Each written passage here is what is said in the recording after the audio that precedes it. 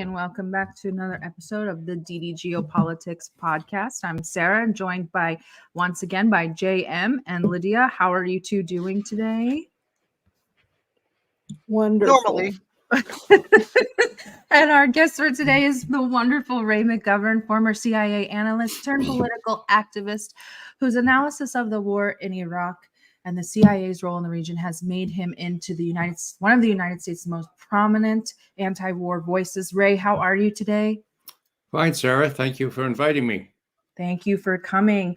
I really want to dig into your, maybe some of your own personal reflections, because we know that what your opinions are about the Iraq and the Middle East around 2003.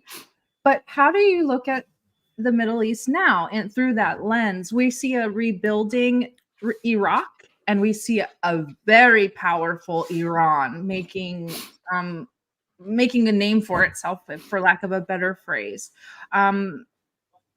Like Iran's new missiles, new weapons capabilities, the expiration of the missile treaty. How is all of this going to change the Middle East from what we knew as the Middle East in 2003, the beginning of our forever wars? Well, Sarah, there are supreme ironies here. We launched that operation into Iraq, we and the British, on the false pretenses that they were weapons of mass destruction, and by trying to associate Saddam Hussein with what happened in 9/11.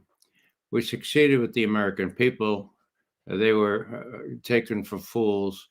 And the result was a war that was responsible for killing hundreds of thousands of Iraqis, 4,000 plus the U.S. armed forces.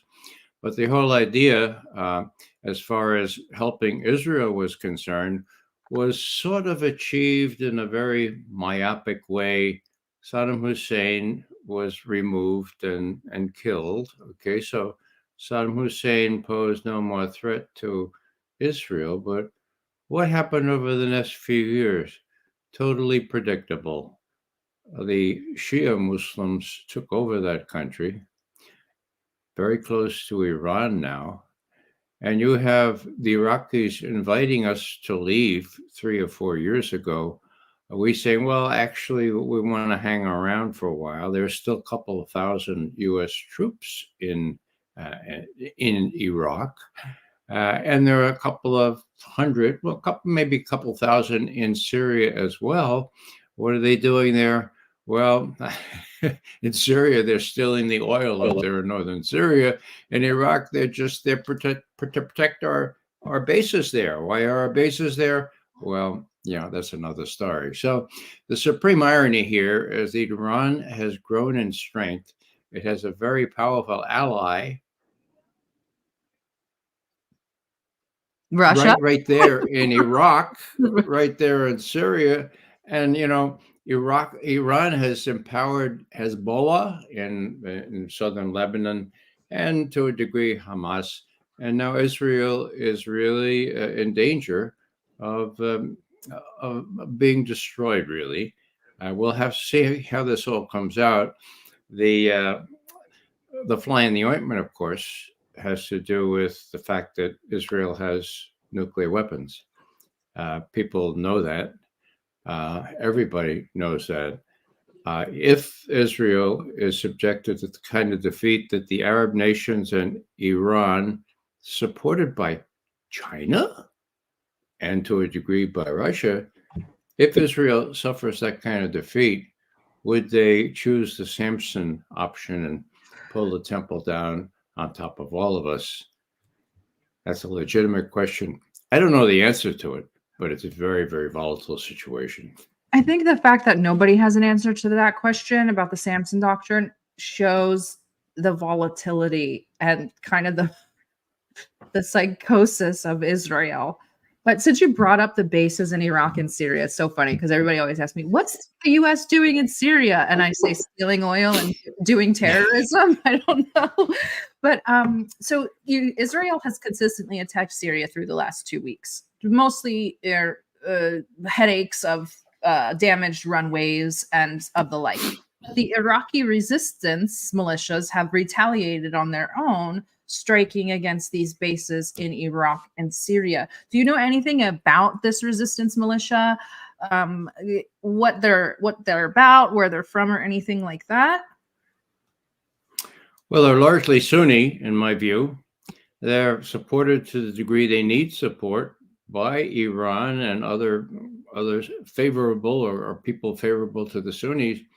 They have legitimate reason to be up in arms about the U.S. saying no thanks when they were asked to leave by the Iraqi government. And the ones in Syria, of course, are there not at the invitation of the Syrian government. The Syrian government of Bashar al-Assad knows quite well what great lengths the U.S. has gone to using moderate terrorists to try to overthrow Bashar al-Assad. So what are they doing up in northern Syria? Well, it has to do with Kurds up there, but it also has to do with oil. And if you want a really definitive explanation, I mean, I hate to quote Donald Trump, but he said, we're there to steer the oil, right? Hello. So this makes us very popular among the Muslim population there, and with the Iranians itself also.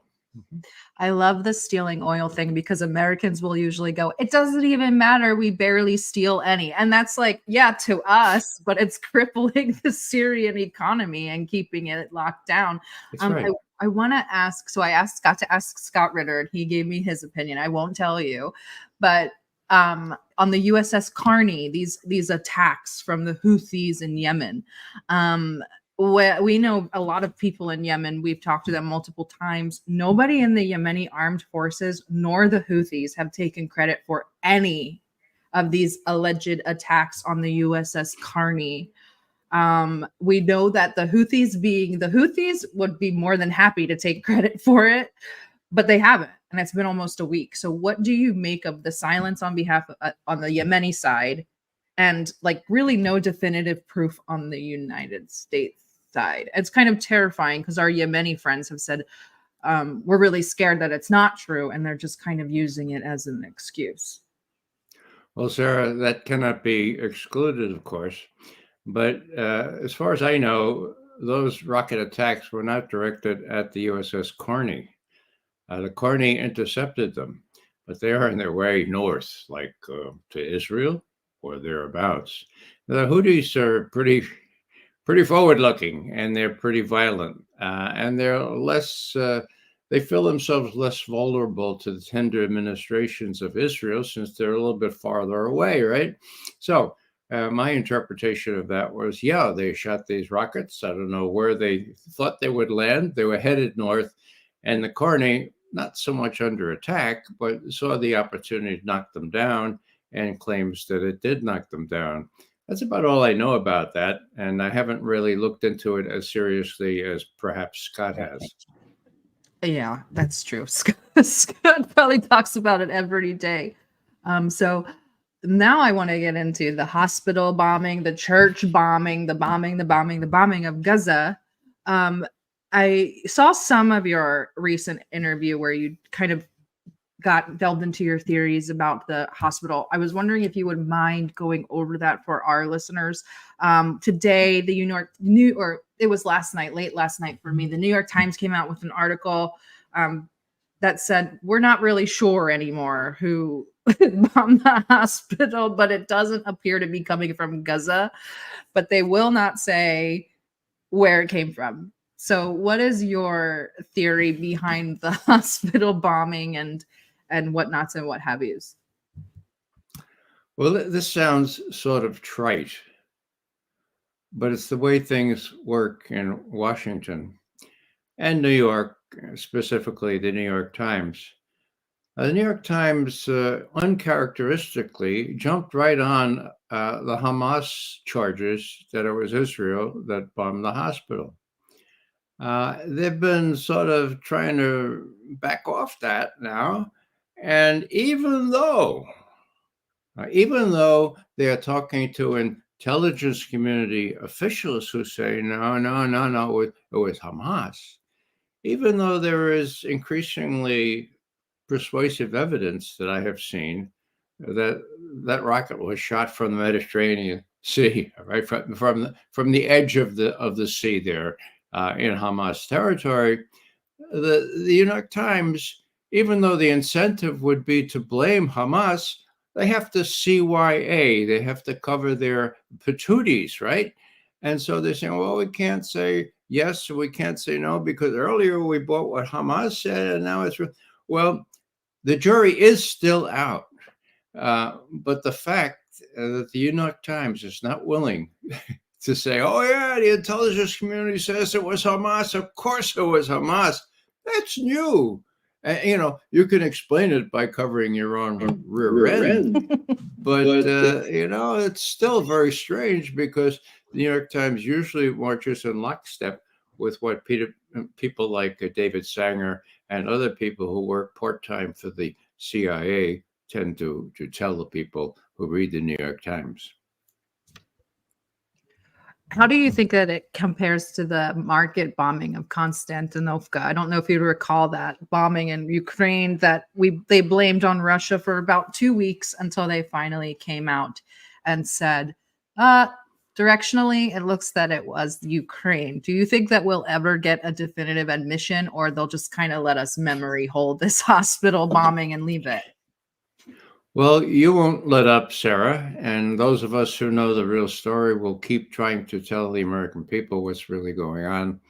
But, most of the American people are so brainwashed, and I use that term advisedly, so brainwashed by what we call the mainstream media that they'll believe anything you tell them. And the mainstream media is totally anti-Russian and pro-Israeli, and so that can get us in a heap of trouble. Now, I'll give you one for instance. I'm from the Bronx, and we give you a for instance, right? Here's a for instance. Remember how back in June, July, August 2016, in the midst of the campaign for presidency, where Hillary Clinton was being nominated in July by the Democrats? Well, it was very clear that she had stolen the nomination from Bernie Sanders, who didn't have the courage to stand up and say, Hillary, I've read those emails now. You really did steal the nomination from me, and I'm not going to endorse you. Instead, Bernie, good Democrat that he was, he said, oh, no, we have to throw our support behind Hillary. Now, what happened at that time? At that time, someone gave Julian Assange of WikiLeaks emails from the Democratic National Committee, the DNC, emails that proved that the deck was so stacked against Bernie Sanders, he didn't have a prayer. And it was not only Hillary, it was the whole Democratic National Committee. Whoa! When were those emails published? Right before the Democratic National Convention, the end of July 2016. Now, Hillary and the Democrats had ample warning because Julian Assange himself in mid-June had said, we have emails pertaining to Hillary Clinton that we're about to publish, okay? So they knew it was coming, okay? What was the excuse they gave? What was their very clever stratagem? Well, Jacob Sullivan, who was one of Hillary's campaign advisors, said, I know what we'll do. We'll blame, when those emails come out, we'll blame it on the Russians. And Hillary said, well, Jake, it wasn't the Russians, it was WikiLeaks. He said, that's all right. That's all right. That's no problem. We hate WikiLeaks as much as we hate the Russians and vice versa. So, yeah, let's say that the Russians hacked into the Democratic National Committee, okay? Stole those emails, gave them to WikiLeaks to make sure that Donald Trump would win. Now, they said that before the election. And what happened? Donald Trump won anyway, okay? Hillary just didn't know how to campaign. And anyhow, what happened was this deception took hold. The Russians are responsible for none other than Donald Trump and none other than helping defeat Hillary Clinton. Now, that went into high gear, and Obama knew himself that this was a ruse. He was in on this whole problem, on this whole ruse, together with Joe Biden, who was vice president at the time. They knew it was cockamamie, but they ran with it. They thought it would help Hillary win, and after she lost, they knew it would help defeat any attempt Trump would make to make a decent relationship with Russia. So what am I saying here? That was 2016. What is it? 2023. About 7 years ago. Okay. Now, do the American people know that Russia had nothing to do with the fact that Trump won? They had nothing to do with the fact that Hillary lost, that the proof is in the pudding.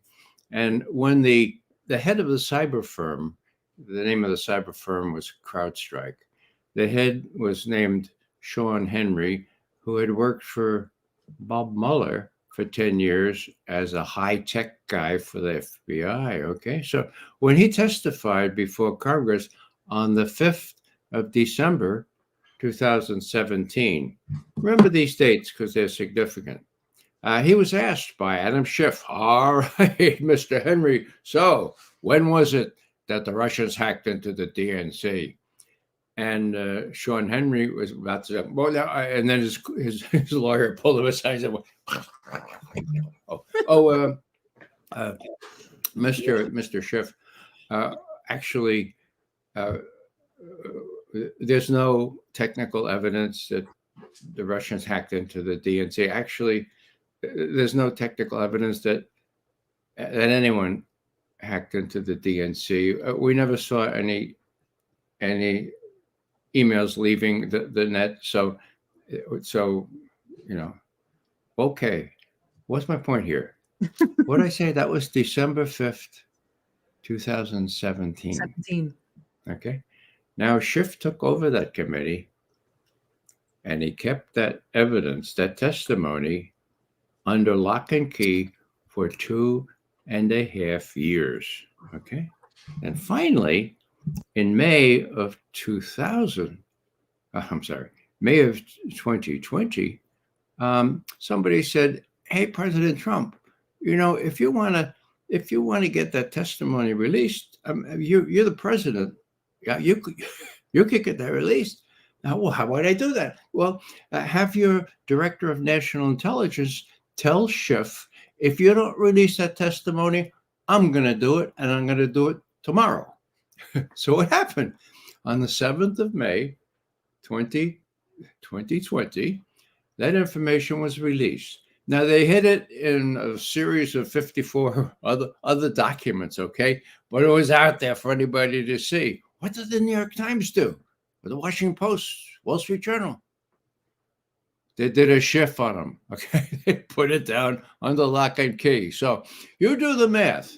May 7th, 2020. What's today? October 25th, 2023, mind you. If my math is correct, that's over 3 years that stuff has been made public, but suppressed by the media. Now, I mean, I wouldn't mention all this stuff. They weren't very consequential because most Americans still believe that the Russians are responsible for Donald Trump. There's a bromance, to use Obama's words, between Trump and Putin, okay?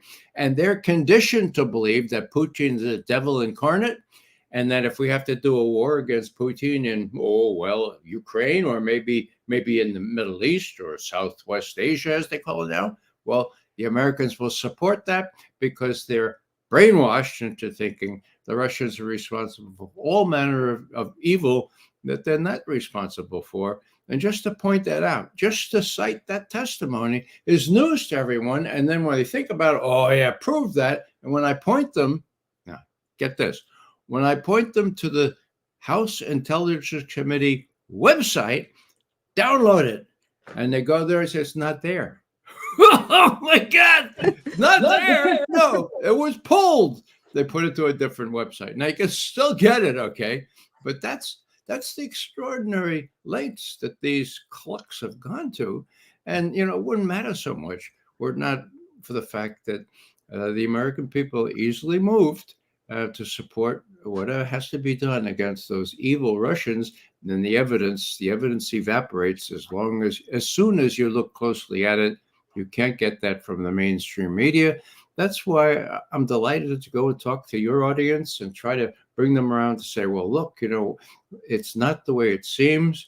There is documentary evidence showing what went down here. It's just that you don't know it, and it's not your fault for not knowing it. You got lots of other things to do. You ought to plug in to shows like this and maybe get a little bit educated.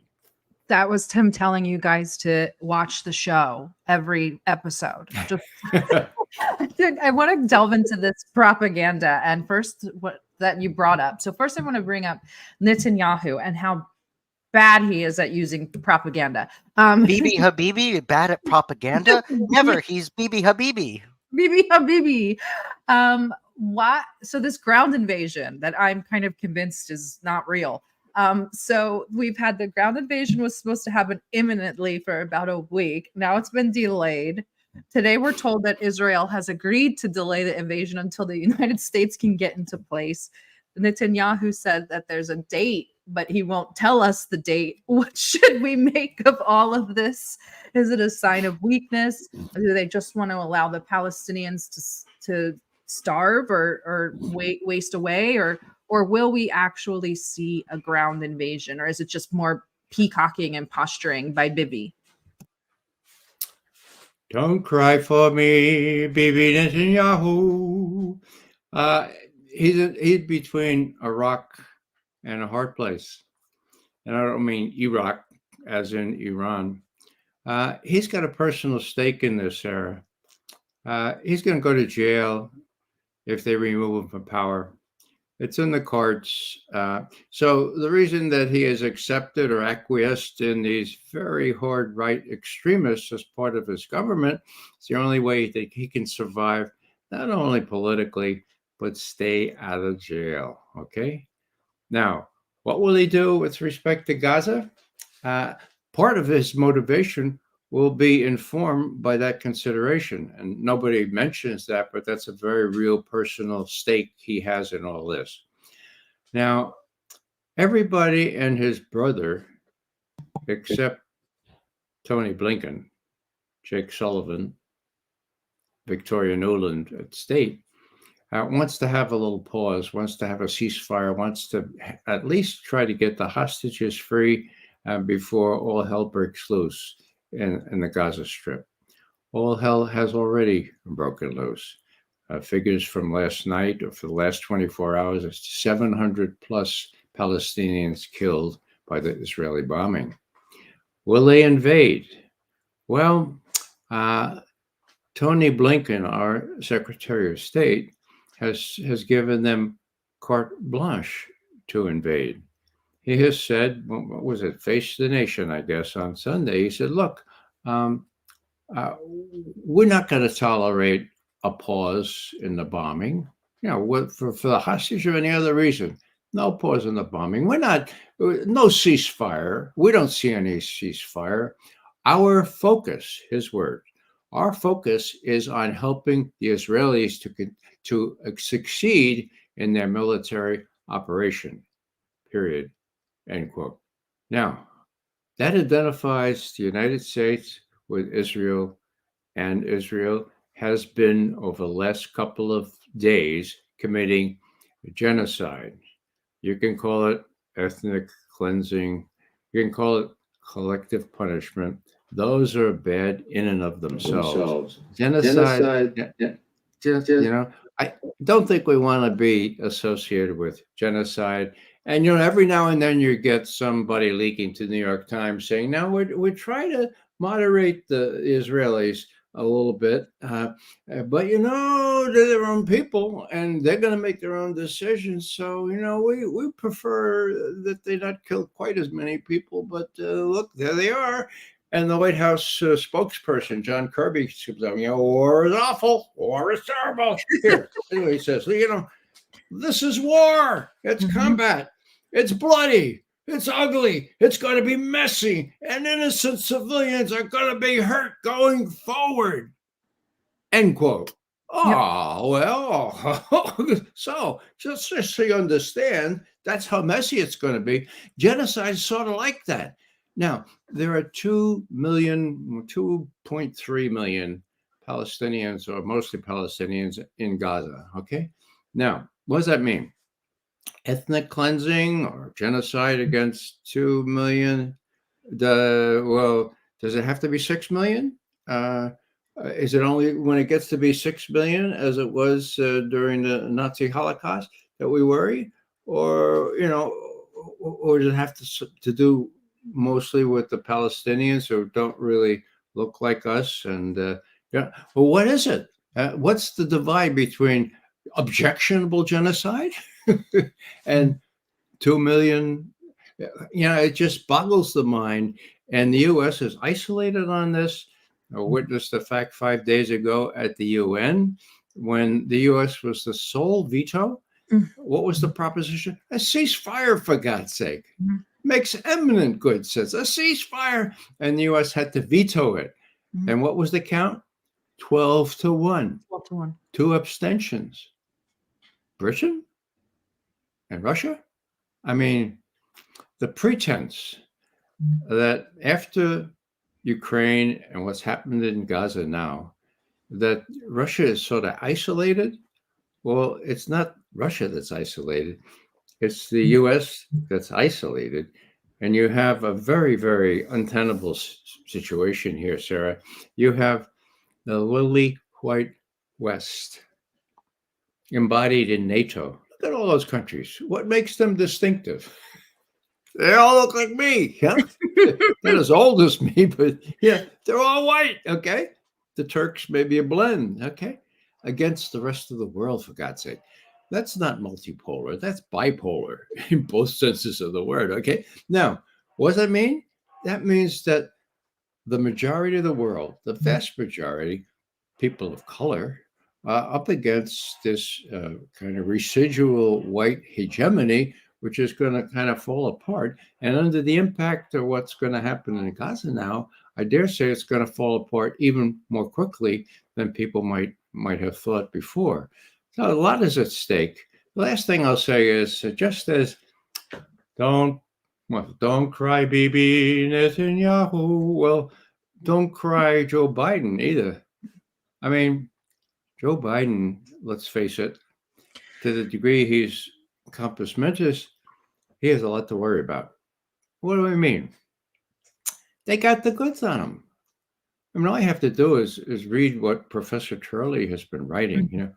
He was the consummate anti-Republican during Iraq, and now he's the consummate anti-Biden now. Why? Because he tells the truth. And what he's saying is they've got the goods on this guy: bribery, all kinds of influence peddling with his brother and his mother, and so are his sisters and his cousins and aunts, and so are his sisters and his cousins and his aunts. Anyhow, you can do a Gilbert or Sullivan on this one, right? So he got the goods on Biden. They got the goods on Hunter. And who else do they have the goods on? How about this guy, Tony Blinken? What he did, what he did is immoral, but was it illegal? Well, there was an election in 2020, actually. And what did he do? Well, it looked like his guy, Joe Biden, it was very much, it was undetermined who's going to win. So what did he do? Well, he said, this Hunter laptop is a real problem. So he called up his buddy, Mikey Morell, who was acting chief of the CIA at one point. Say, Mikey, can you throw water on this thing? But can you get a bunch of intelligence managers to come over and say it was a Russian operation, just like getting Trump into? Can you do? No. How soon do you need it? 2 days? No problem. Mikey Morell goes around, enlists John Brennan's PR people, and before you know it, they have 50 plus Mikey, 51. Now, what am I saying?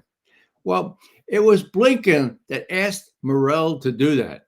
Did these guys know they were lying? Well, they knew there was no evidence there because the FBI had the computer, for God's sake, and there was no evidence that this was a Russian, bore all the earmarks of a Russian intelligence disinformation operation. Was this consequential? Well, here's what happened. 3 days later, there's a debate, the last debate between Trump and Biden. And Trump raises this thing about Hunter Biden's laptop and how scurrilous and how condemning it was. And Joe Biden said, "Oh, Mr. Trump, don't you know that 50 intelligence managers, including 4 heads of the CIA, have just said that bears all the earmarks of a Russian intelligence disinformation operation? Don't you know that?" So now, did that determine the outcome of the election? I don't know. How would you prove something like that? But Blinken was the guy that did that. Now, I don't know if that's illegal or not, but he's got to be sweating because you know what happens? If the other guy wins, if his guy doesn't win, the other guy could be this fellow with the orange hair, right? And is he vindictive? I would think he might be. And so not only will Bibi end up in jail if he loses, but people like Blinken end up in jail if he loses, together with Hunter and with Daddy, and not least with Jacob Sullivan, who invented the whole Russiagate Yep. business about. So all 4 of those have a personal stake in not losing in Ukraine, not losing in Southwest Asia or Gaza. And so what does that mean? That means something extra here. That means they have all the more incentive to do crazy things to save their own patooties. We're going to get into that even more. But first, I'm going to do a favor for one of our listeners and myself. We want you to watch the Erdogan recent statements and get your reaction on them. Really interesting because you brought up Turkey and now interesting their statements recently. So if we could play that video, please. This oppression by Israel and acting like a terrorist organization but not like a state is never appreciated by us and will never be appreciated. As of the 7th of October, the state of Israel is indeed carrying out the most barbaric attack against the civilians in Gaza. Almost half of the people who lost their lives in Gaza are comprised of children, and the rest is comprised of the elderly and the women. Even this grave picture shows us that it is not about defending itself, but rather the perpetration of a crime against humanity.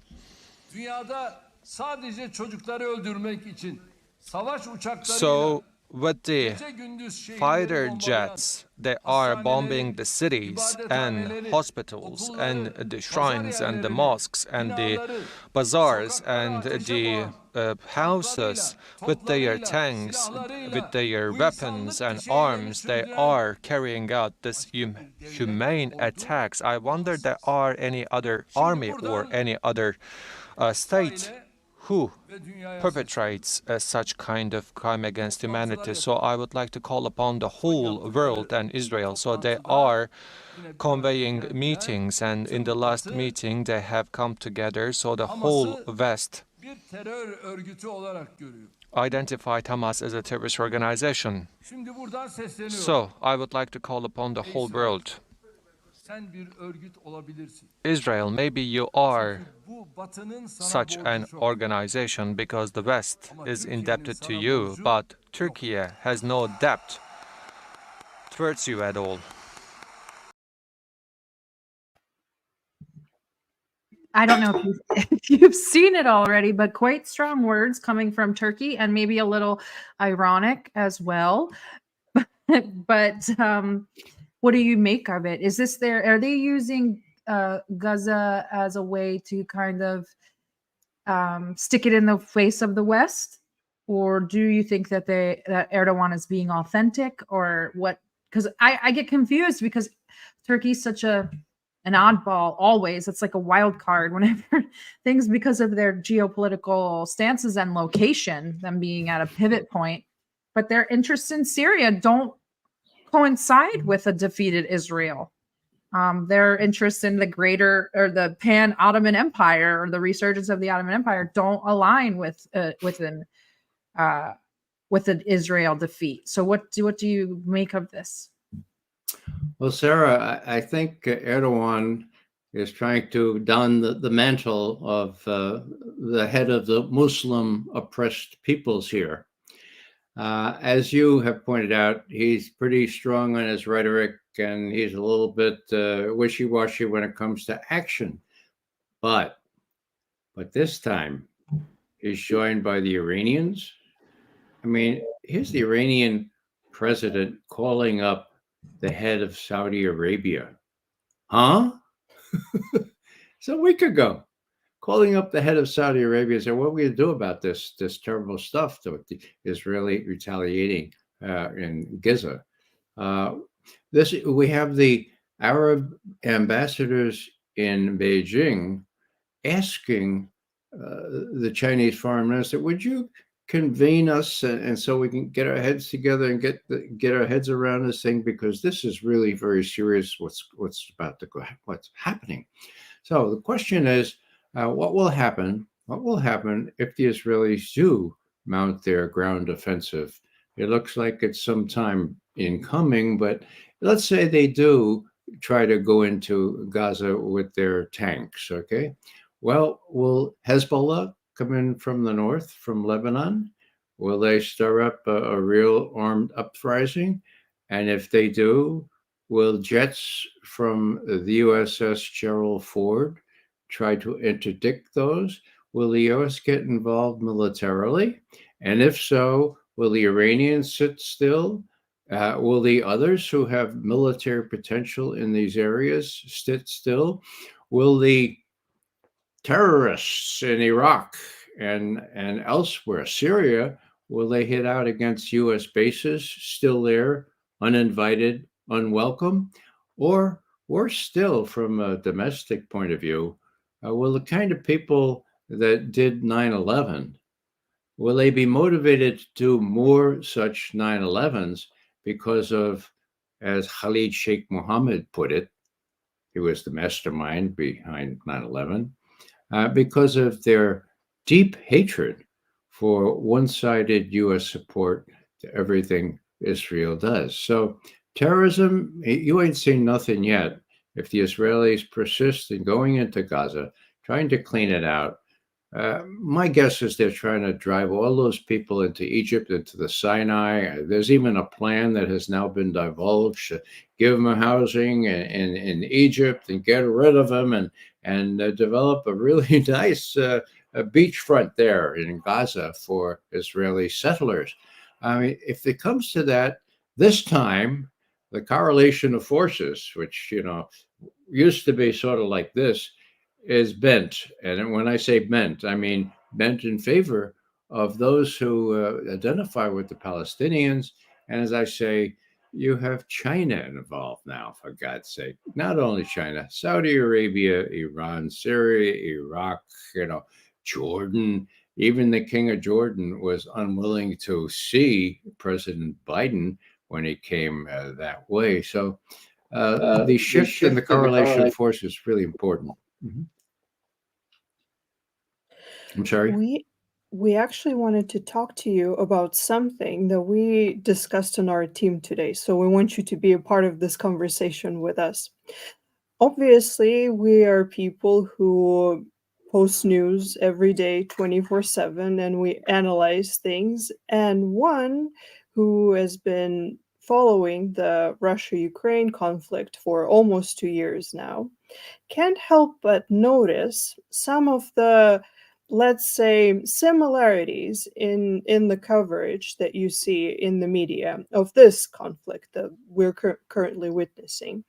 For example, something that we discussed, that it seems like the propaganda is using a lot of the same tropes. We have the babies, that story that was a big thing We have the supposed messages from the terrorists, as they call them, admitting their guilt for the strikes. So, what's interesting is things like this. They kind of make people more suspicious in a way because they start seeing patterns, and is something that we actually discussed before the live stream started is that it feels like it took people a lot longer to start seeing through the narratives in the Russia-Ukraine conflict than through the narratives in this one, because people look at the patterns. So I wanted to ask your opinion. Do you agree that there are certain patterns, and do you think that it might be because the same people might be behind those narratives? Oh, well, it is the same people, at least if you're talking about the mainstream media in the West, in the US, Britain, and Europe as well. They buy the official line, and they're controlled by the same people who make a lot of money out of producing and selling arms. I mean, you can't neglect that aspect of it. Eisenhower, he warned right before he left office about the existence of the military industrial complex.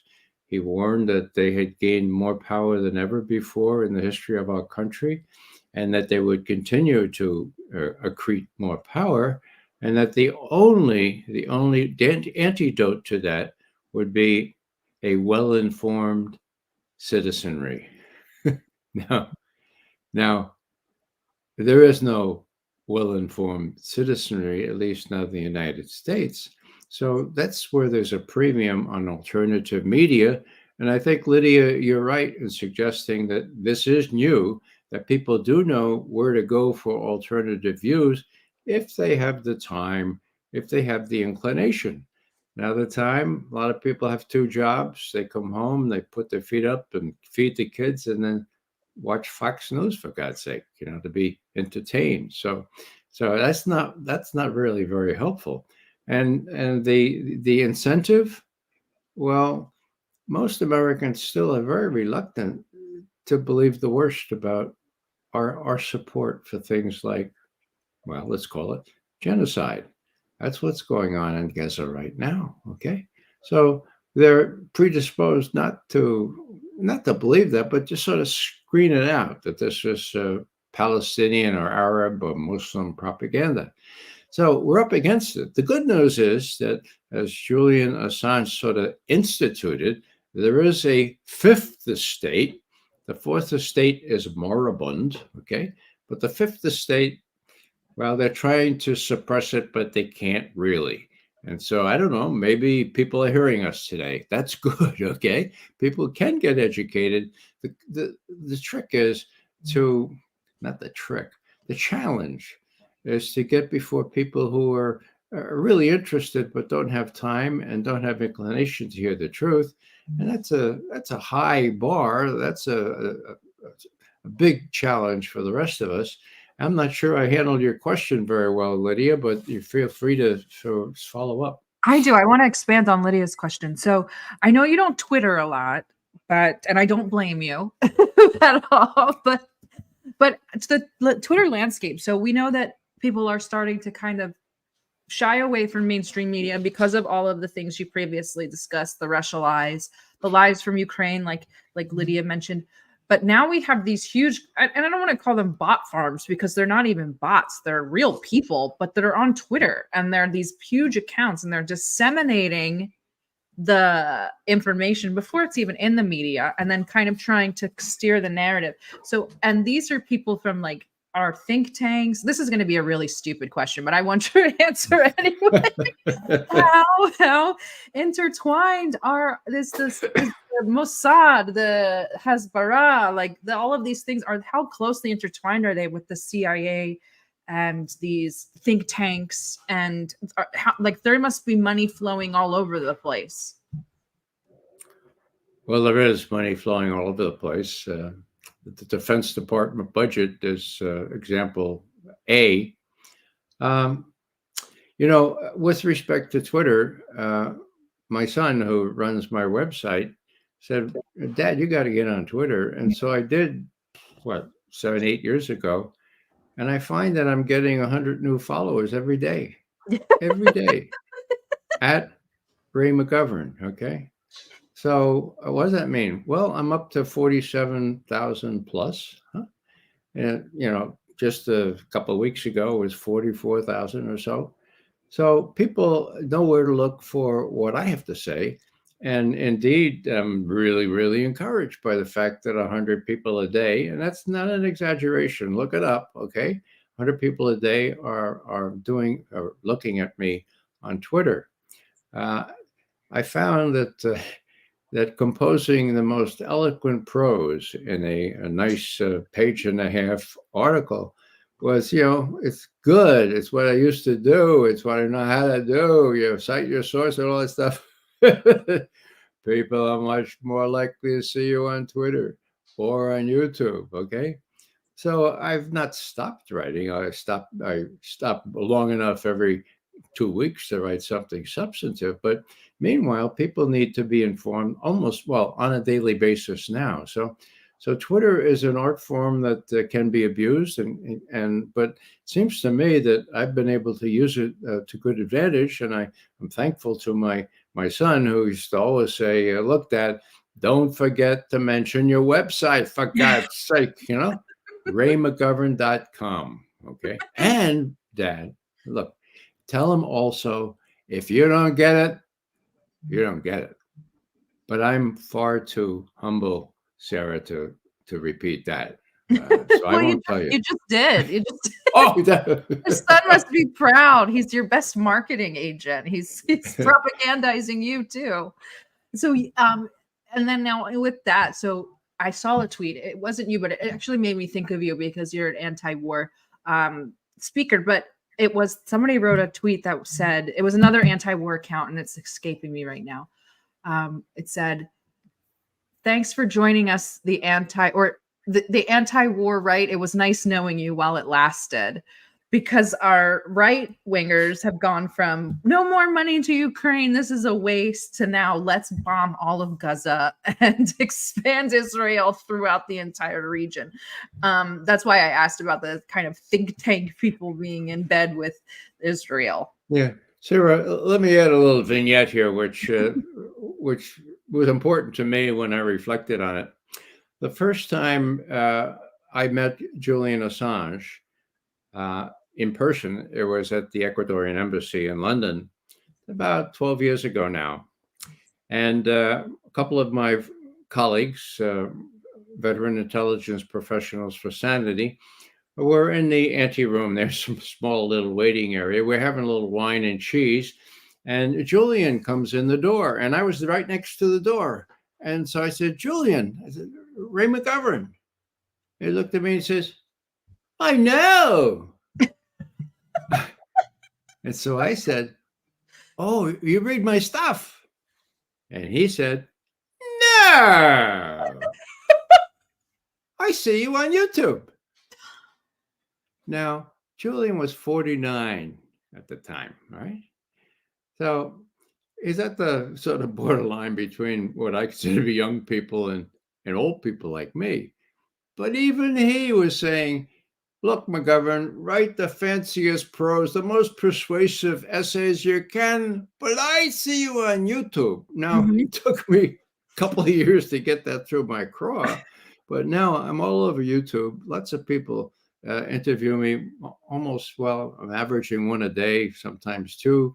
And to the degree that gets out there, that's good. And added to all that, and this is significant, I was thinking just about a year ago, McGovern, your shtick is current intelligence.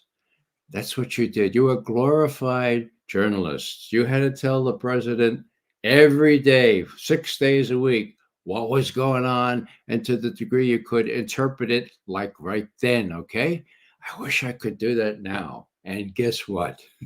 Judge Napolitano says, "Ray, would you come on my program?" And so every Monday at 10 o'clock, I open his shows for the week. And every Friday, toward the end of Friday, I go on what's called a roundtable usually with Larry Johnson or some other one of my colleagues for an Larry. intelligence roundup. Okay. Yeah. So now what am I saying to myself? Well, I'm saying, wow.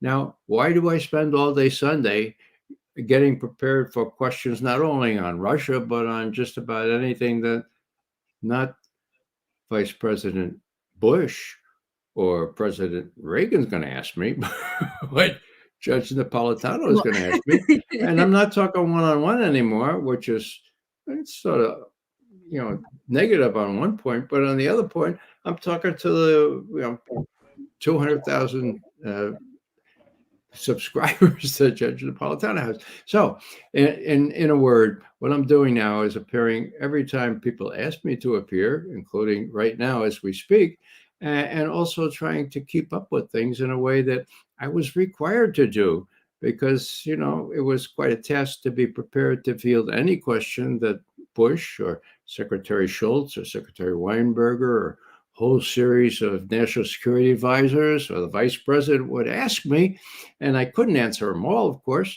But if I couldn't answer it, I wouldn't be embarrassed. I'd say, I don't know the answer to that, Mr. So-and-so, but I'll find out for you. How soon do you want to know? And I get that answer to him to the degree we knew what the answer was within that time period. So it's pretty heady stuff right now.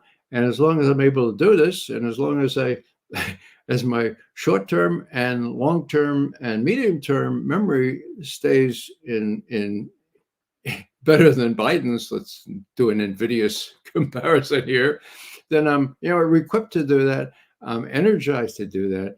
And I kind of think that the training and experience I've had at taxpayer expense is not only given back now, it's performing a service to the degree I can get some air and some light and some sound that I'm sort of ready for, trained for, and ready to do for as long as I can. I think we wanted to expand on those on that immediate need, that you spoke about to get updated and be online, which is that our producer in the background posed a very wonderful question. You talked about how the fourth estate is kind of defunct or moribund, stagnant. It just doesn't play in as a factor. So, would you say that what is the role, therefore, what is the aim of this so-called open source intelligence accounts, things that we've seen mysteriously start to disappear very shortly after the federal fiscal year is over? Nothing suspicious about that, such as UA Weapons Tracker, Oryx, and all these other commentators who are constantly out, including some, of course, openly from think tanks talking about this and trying to spread the news on social media and having podcasts and portraying themselves as being anti-establishment and hip. What's up with that? I wish I knew. As far as open source intelligence is concerned, back in the day, when we were doing analysis on the Soviet Union and even Russia, about 80% of the material that we worked with was open source material. What the Russian leaders said, how it differed from day to day, and all manner of other public material that was available with some help from the State Department. That was about 80% of what we relied upon. Now it's 90%. And so, every now and then you can get a satellite photograph or you can get an intercepted message. But almost always, even way back then, that just kind of confirmed what you had already reasoned to. This is what the Russians are up to. This is what the Soviets want to do, and so forth. So there was a very, very, very professional outfit at CIA called the Foreign Broadcast Information Center, okay, or service, they called it. FBIS, Foreign Broadcast Information Service. I served there for 2 years as deputy head of analysis, okay? Now, who are they? They were people that worked exclusively with open source material, okay? They had access to some of the classified stuff, but they wrote and they published. And they published in a way that was available to everybody, universities, anybody. It was available free for a while, these tomes of daily reports, they call them. Now, what happened to them? Well, by virtue of the fact that they were primarily a collection organization, collecting broadcasts, collecting all kinds of things from the ether, and also books and a collection. They came under not the analysis part of the CIA, but the collection part of the CIA. Okay, so what did that mean? That meant that to the degree that the head of analysis, Bobby Gates in person, would distort the information on Russia to say that Gorbachev is just a clever commie. He's just like all the rest of them. Don't trust them. You know, the Russians will never give up power. Okay, you had this independent, unsubservient or unsubordinate, insubordinate, if you will, to Bobby Gates, publishing the real stuff. Okay. Now, I not only headed up or was deputy head of that thing, acting head for several months, but I fed on them when I was briefing Secretary Schultz, Weinberger, and the rest of them. And I relied on them for unbiased intelligence on Russia. Now, what happened to them? Well, Bobby Gates didn't like that, and he came down really hard on his counterpart who headed the collection of this kind of information. He said, give them to me. So they disbanded it. God, they disbanded this one independent unit that had multi-years of professionalism, people at it for 30, 40 years since Stalin, for God's sake, and could discern what the Russians were saying and what it meant from day to day. So that's what happened to open sources. Now, that was all because Bobby Gates wanted to make sure that nothing got to President Reagan or President anybody else without his distorting it. A prime example was this.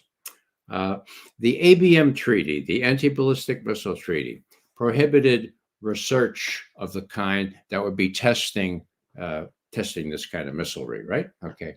So the defense minister, his name was Grechko at the time, he made a speech and he used the Russian word for research, okay?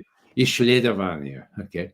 And Bobby Gates says, oh, they're violating the treaty. They were looking at it. So the experts that I was in charge of at the time at this foreign broadcast information service said, no, that word doesn't mean testing. It just means research, okay?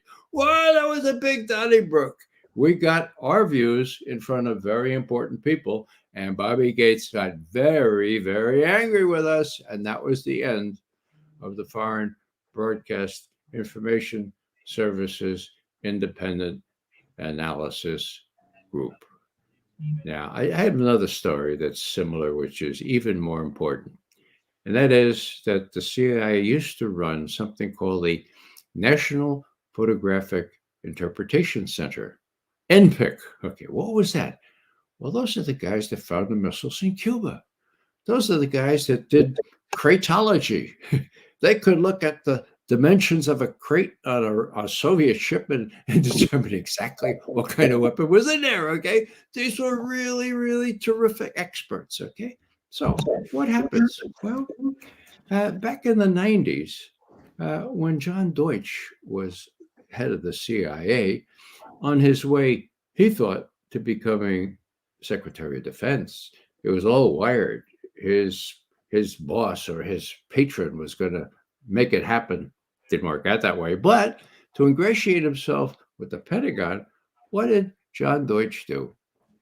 He said, I have this independent National Photographic Interpretation Center, and maybe you'd like to have it. And maybe you'd like to not only run the satellites, but run the interpretation, to run the analysis of what these images really mean. Would you like that? And the Pentagon, oh, yeah, we're like that. So John Deutsch, on his own initiative, let 800 experienced analysis in photo imagery analysis go to the Pentagon. Now, most refused to go because they knew they would no longer be independent, found jobs elsewhere in CIA. Others were old enough to retire and they quit. What does that mean? Well, that means when the ball went up on the flag went up on Iraq, and people were going to say, well, where are those weapons of mass destruction? Who is doing the analysis of all this imagery, which would be the main source for finding the weapons of mass destruction, of course? It was the Pentagon. And who was running the Pentagon? Don Rumsfeld. And who was working for Don Rumsfeld in this very important imagery analysis function? A fellow named James Clapper. Oh God! No. What was the outcome of this? I had a chance to challenge James Clapper at a Carnegie Center open forum run by Bill Burns, of all people. Okay, I said, now, James Clapper, you're selling your book or you're pushing your book. I just read it, okay? And you say in your book that you admit that the pressure was so much from Vice President Cheney to find weapons of mass destruction in Iraq that, to use your words, you found things that weren't really there, period, end quote. Huh? And he said, well, yeah, I acknowledge my responsibility together with all those analysts. So that's how the intelligence community got so corrupted. You give them the open source analysis, which is unparalleled. University professors will admit that they depended heavily on the analysis group, okay? And then you give them photo interpret or imagery, not just photos, imagery interpretation after the satellites do the stuff, and you don't have anybody independent on that. You've got the prostitution, you've got the thorough corruption of these two major sources of information, imagery and open source stuff. And that's easily part and parcel of how the CIA has been thoroughly corrupted in its analysis as well as its operations. And I've been saying for months now that it should be abolished. There's no reason for anyone to pretend that they're doing the work that they should be expected to do. Witness the fact, and I'll just give you one more, for instance, okay? Here's the president of the United States 2 months ago saying, oh, Ukraine, Russia has already lost. Putin has already lost in Ukraine, okay? Bill Burns, the head of the CIA, oh, that's right, Russia has already lost. Not only that, but the inability, the ineffectiveness of the Russian army has been laid bare for the whole world to see. What BS? I mean, is that what they're telling the president? I mean, will they have no consequences for telling that BS? Well, they won't. And that's why they have to abolish the whole damn thing, set up an analysis group, a really independent analysis group. And then if you want to overthrow governments or torture people, put that in the Pentagon where it more properly belongs. It was a structural fault at the very outset in 1947, 1948, to put the operatives who came home from doing great work during World War II in with the analysts. The two just cannot exist in the same agency.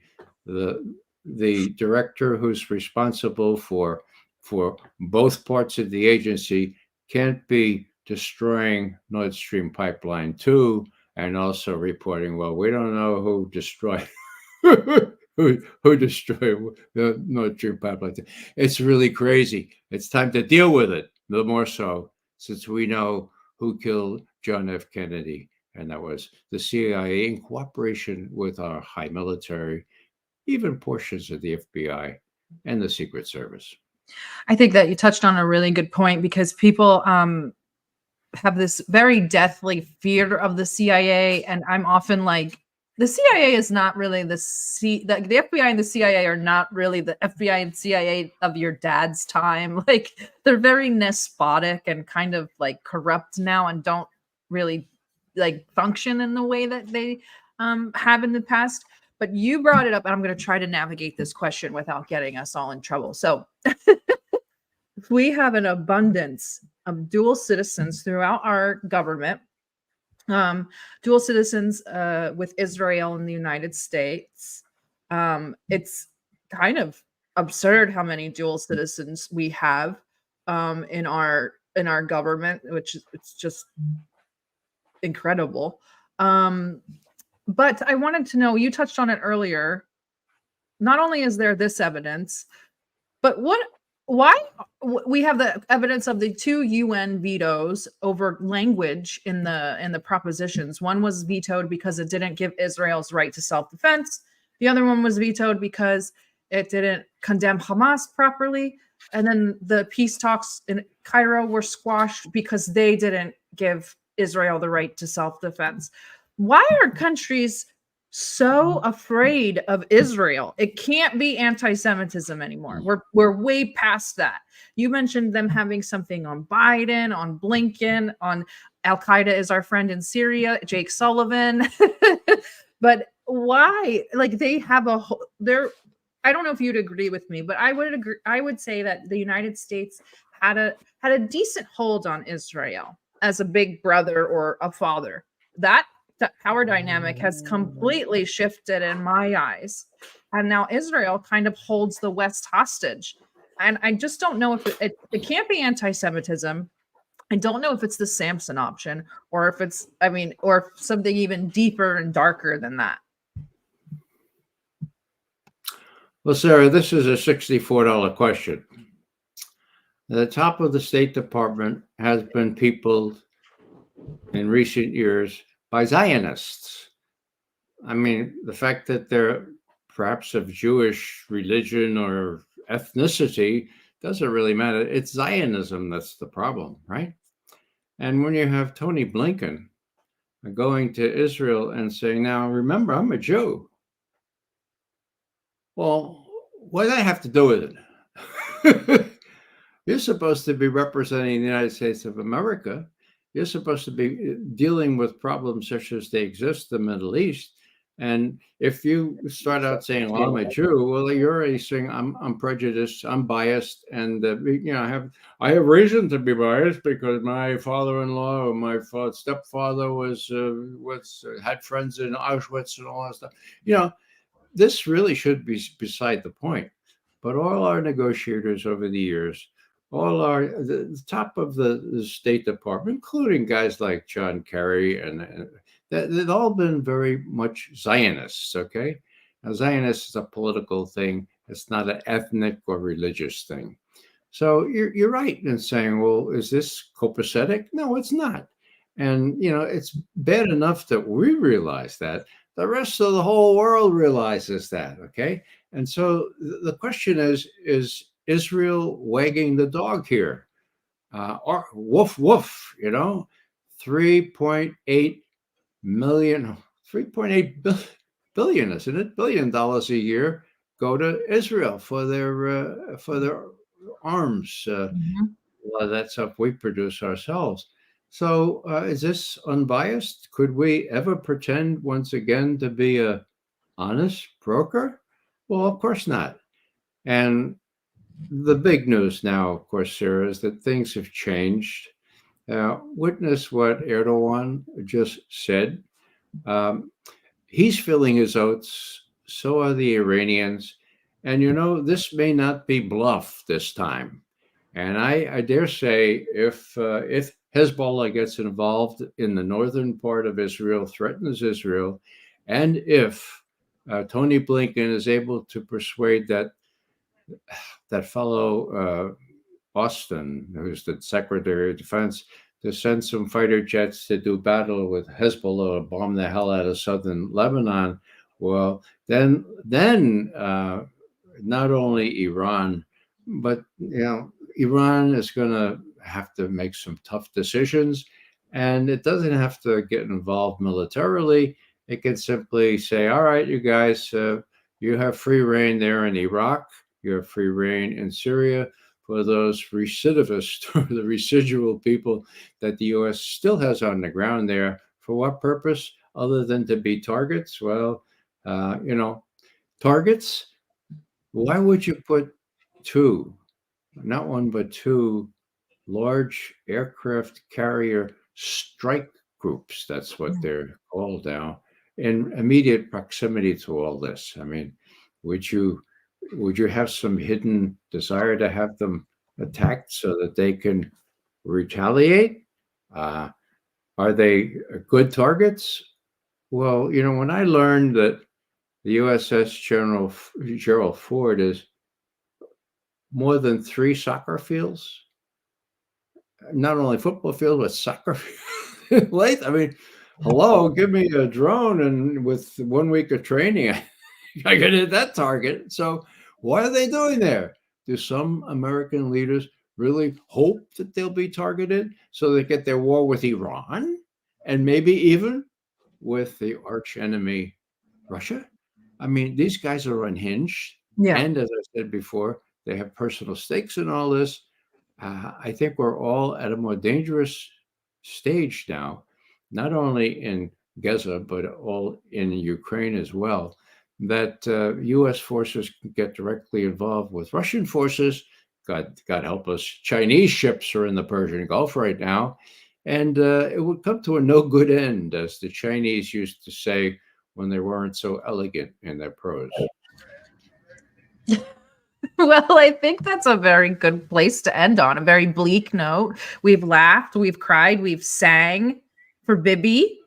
We've done everything this episode. I couldn't think of a more well-rounded episode. Lydia, what are your thoughts in closing? Well, as always, we're living in very interesting times, and as we often say in Russia, it's a curse to live in interesting times, but here we are.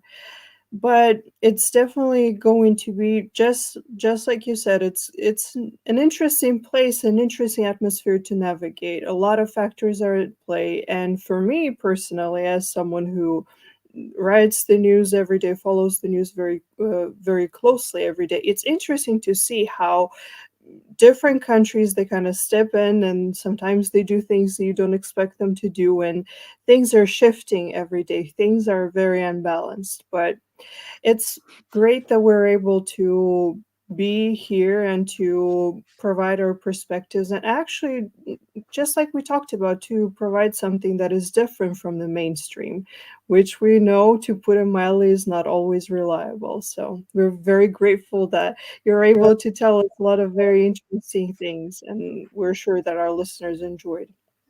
And JM? Just grateful to be here. Well, thank you. Thank you so much, Ray. We're going to do it again. Don't worry. And all of Ray's links and ats are in the episode description. Join us on Friday for a space with Scott Ritter. This weekend, we have an episode with Shay Bowes about the Irish perspective on Palestine. And then on Sunday, we have a super top secret extra special happy fun time show with Scott Ritter. So thank you guys, and thank you, Ray, and everyone. Enjoy the rest of your Wednesday. Most welcome.